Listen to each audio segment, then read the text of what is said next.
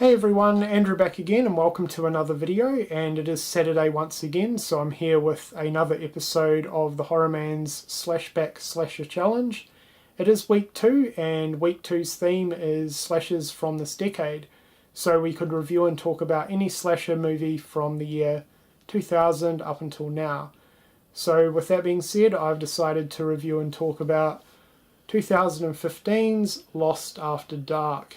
This is one that I don't really hear a lot of people talk about, so I've decided to review this one. It had been a while since I'd seen it, so it was good to revisit this one, and yeah, I'll give a quick rundown of the story and then move on to what I thought of this movie.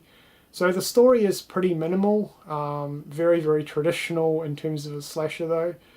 There's not much story, but anyway, the basic rundown of the story is the movie starts out with a group of teenagers at a high school party. They break out of the party and they steal a school bus with plans to stay the weekend or sneak away for the weekend to one of the girls' father's cabins. However, that doesn't quite work out for them because the bus ends up breaking down in the middle of nowhere.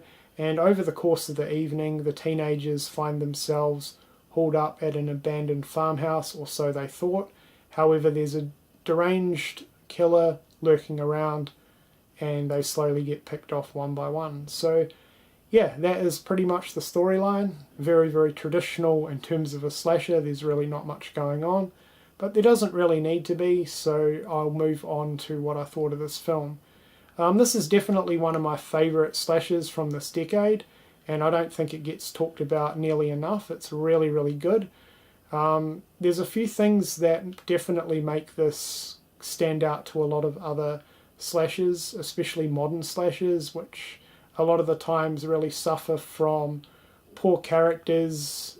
However, this one has a really, really good set of characters.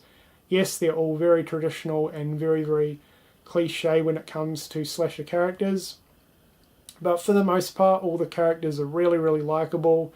They play their roles really, really well, and the acting is really, really good for the type of movie this is. So yeah, this one definitely has good characters. The other thing that I really love about this film that definitely sets it apart from a lot of other slashers is the kill order.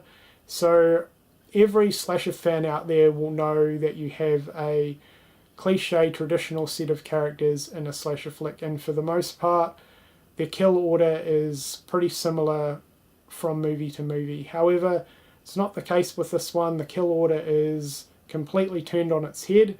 So as the movie starts, you may have an idea of who's going to survive at the end, but you soon discover very, very quickly, or when the kills start happening, that everything turns on its head. So the kill order is really, really different, and I like that. It definitely sets the film apart.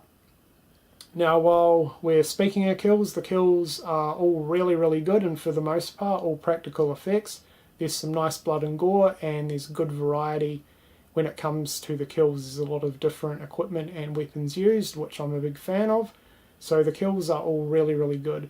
The other thing that I really like about this movie has a great 80s throwback vibe, and it works really, really well. It's not overly done, it's done really, really well. And the other thing I like is the setting. So for the most part, most of this movie is set at night at the abandoned farmhouse, and the setting is really, really awesome. It's a great setting and great location. Everything ends nicely, like the movie ends really, really good, I thought, and everything's kind of revealed and explained at the end. So there's really not much more to say about this film other than that.